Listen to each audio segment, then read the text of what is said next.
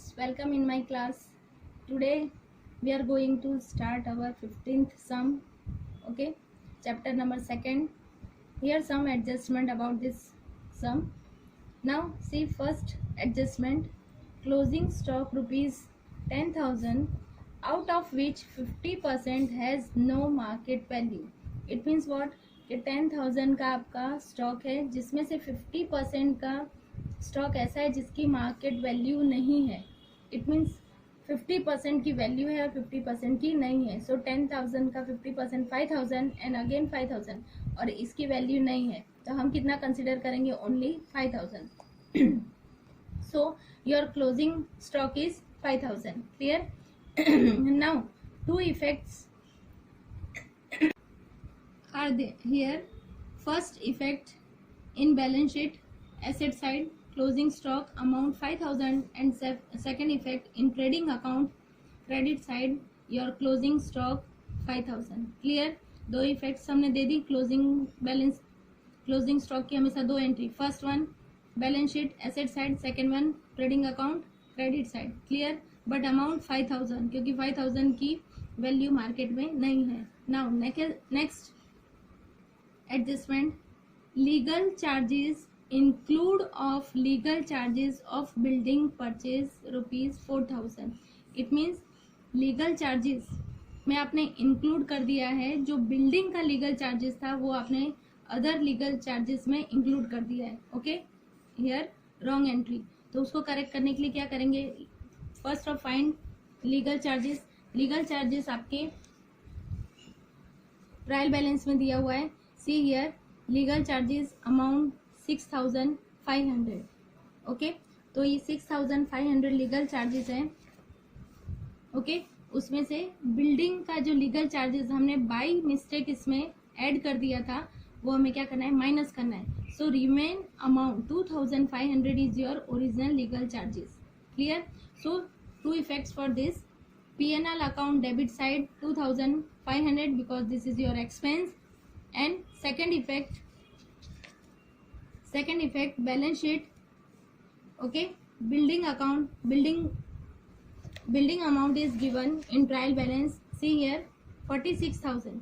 okay, 46,000 given है but जो legal charges है वो उसमें हमने ऐड नहीं किया. तो हम क्या करेंगे? 46,000 प्लस 4,000 उसमें लीगल चार्जेस का ऐड कर देंगे. So now added your building amount is 50,000. Okay, so balance sheet building account asset side 50,000 की एंट्री, outer column 50,000. Clear? Okay, now third adjustment, provide 5% bad debts reserve on debtors. Clear? 5% आपको bad debts reserve provide करना है. Debtors नहीं करना है but bad debts reserve करना है.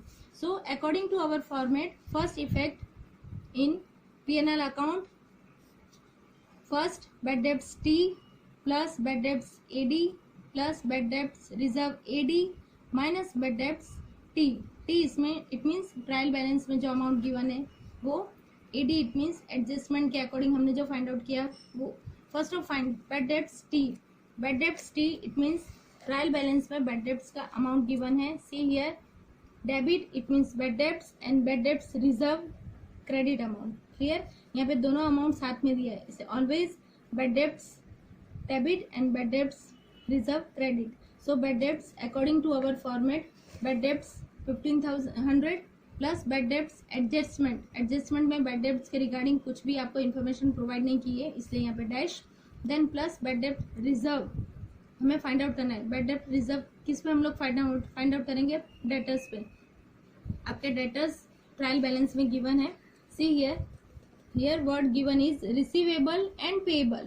Receivable it means your debtors and payable it means your creditors. okay, so debit amount always for debtors and credit amount for creditors. clear? so 31,000 your debtors. clear? और उस पे 5% आपको क्या करना है? Bad debts reserve calculate करना है. Okay, so here 1,550 bad debts reserve and minus bad debts reserve जो ट्रायल बैलेंस में आपको गिवन है -2,000. So your answer is 1050. P&L account debit side हम क्या लिखेंगे 1050 outer column. Clear? Second effect, balance sheet asset side. Your debtors is 31,000. Okay, and आपको trial balance में क्या वर्ड यूज किया है receivable. Okay 31,000 and -5% bad debts reserve जो हमने कैलकुलेट किया है 1550. 31,000 का 5% बैड डेब्ट रिजर्व. सो योर बैड डेब्ट रिजर्व इज 1550. सो माइनस करेंगे तो 29,450 outer column. Clear? Okay. Fourth adjustment, provide depreciation 10% on furniture and 5% on building. ठीक है, डेप्रिशिएशन प्रोवाइड करना है फर्नीचर पे 10% और बिल्डिंग पे 5%. तो first of find amount of furniture. Okay, see here furniture amount is given 3,000 but depreciation on furniture मतलब already आपको डेप्रिशिएशन गिवन है. तो हम क्या करेंगे, जैसे लास्ट सम में हमने किया था फर्नीचर का जो अमाउंट है 3,000 उसमें डेप्रिशिएशन ओल्ड डेप्रिशिएशन हमें क्या करना है प्लस कर देना है. Okay, see here furniture amount 3,000 and old depreciation 300. So current amount of furniture 3,300. उसमें आपको कितना प्रोवाइड करना है 10% depreciation. So minus 10% depreciation 330. So outer column 2,970. Okay. So for furniture depreciation 2,970. Now second depreciation on building. So building find out करना है. Building का amount given है trial balance में 46,000 बट लास्ट में हमने जो ट्रांजेक्शन किया था 46,000 प्लस लीगल चार्जेस ऐड करके हमारा बिल्डिंग का अमाउंट आ गया था 50,000. तो इस 50,000 पे डेप्रिशिएशन कैलकुलेट करना है, 46,000 पे डेप्रिशिएशन कैलकुलेट नहीं करना है क्योंकि हमेशा डेप्रिशिएशन वैल्यू पे क्रिएट करते हैं. ओके, तो यहाँ पे वैल्यू है 50,000 क्योंकि उसमें लीगल चार्जेस भी ऐड है. जितने भी एक्सपेंसेस होते हैं हमारे एसेट के अकॉर्डिंग वो एसेट में हम ऐड करके फिर उसकी वैल्यू फाइंड आउट करते हैं. सो 50,000 into 5%, so 2,500 for building. Okay, depreciation.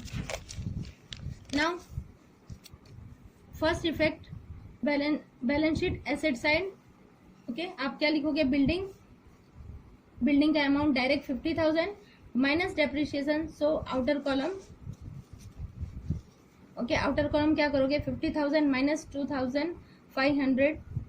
Okay, और फर्नीचर में 3,300 minus 330. So outer column 2,970. Clear? और पीएनएल अकाउंट में फर्नीचर का डेप्रिशिएशन 330 और बिल्डिंग का 2,500. So outer column 2,830. दो इफेक्ट्स हो गए. First PNL account debit side, second balance sheet asset side. Asset में से डेप्रिशिएशन माइनस करके आउटर कॉलम में after depreciation amount. Clear? Next adjustment, 1/3 share of patent and trademark okay is to be write off. आपको क्या करना है, उसका जो 1/3 पार्ट है वो राइट ऑफ करना है. इट मीन्स माइनस करना है. This is your loss. तो first effect PNL account debit side write off 1/3. तो first of find patent and trademark. Trial balance में गिवन है 2,700, उसका 1/3 900. सो पीएनएल अकाउंट में 900. And second effect balance sheet में this is your asset. Okay, so asset side 2,700 minus write off 900. So outer column 1,800. Clear? Two effects complete. Your adjustment is over. Okay, now this is your hidden adjustment. It means आपके trial balance में ये information दिया हुआ है 12% HDFC loan.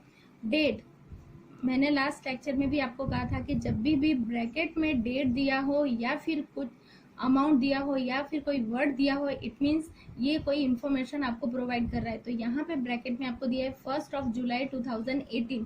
तो ये क्या information provide कर रहा है कि हमने लोन ली हुई है बट कब ली है जुलाई में, और हमारा ईयर एंडिंग कब होता है मार्च में. सो जुलाई टू मार्च 9 मंथ का इंटरेस्ट आपको पे करना है, 12 मंथ का पे नहीं करना है. Clear?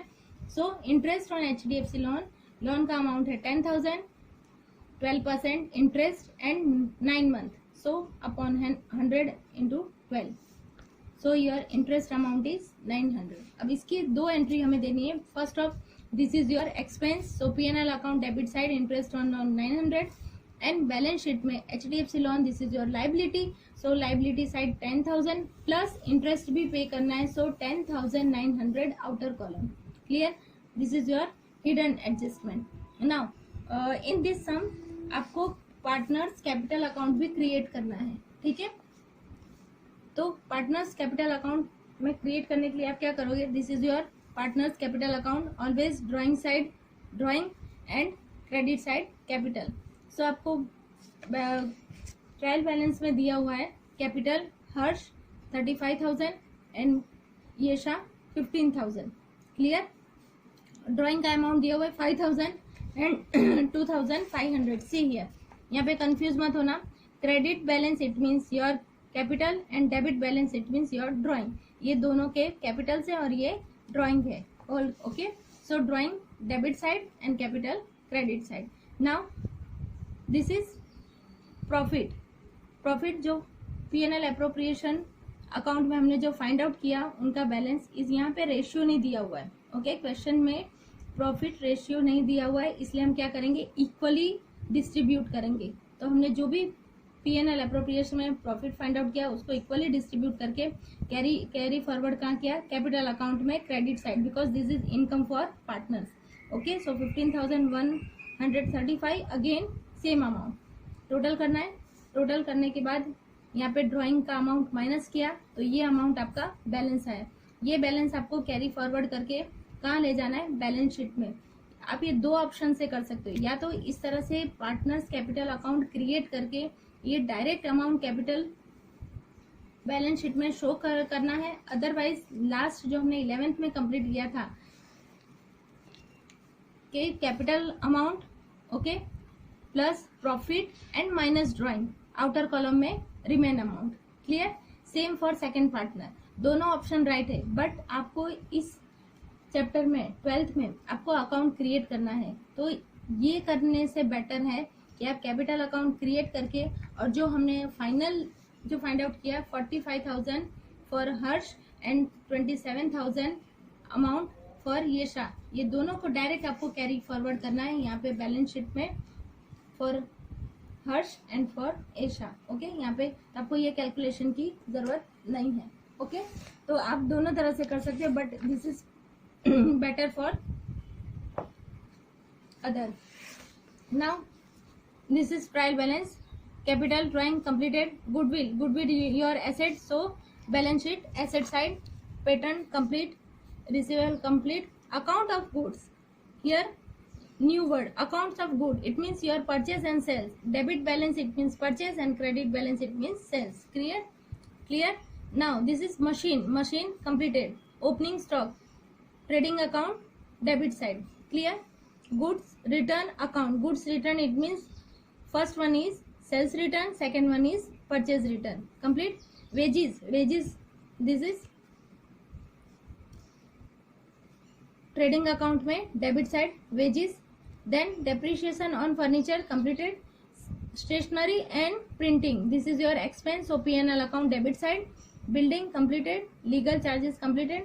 Cash balance, this is your asset, so balance sheet asset side. Railway freight, again trading account debit side, this is your expense regarding production. Insurance premium, this is expense, so P&L account debit side. Bills, here two bills, receivable and payable. Okay, debit balance it means your receivable and credit balance it means your payable. Postage and expense, again P&L account debit side. Bad debts completed. Discount, two discount here. First discount debit it means payable, your expense, and discount credit it means receivable, your income, so P&L account this is credit side and this is debit side. Now stamps on hand and bad debts return, दो amount एक साथ दिए हुए. Stamps on hand it means this is your asset, so asset side 150 balance sheet asset side. And bad debts return, bad debts return क्या है कि हमने एक एज्यूम किया था कि ये बैड डेब्ट्स है बट उसका सम अमाउंट हमें रिटर्न मिला, so this is your income, so P&L account credit side your income. Okay, now all entries completed. And all adjustment completed. Okay, next lecture में हम sum number 16, sum number 17 complete करेंगे। Bye and have a nice day.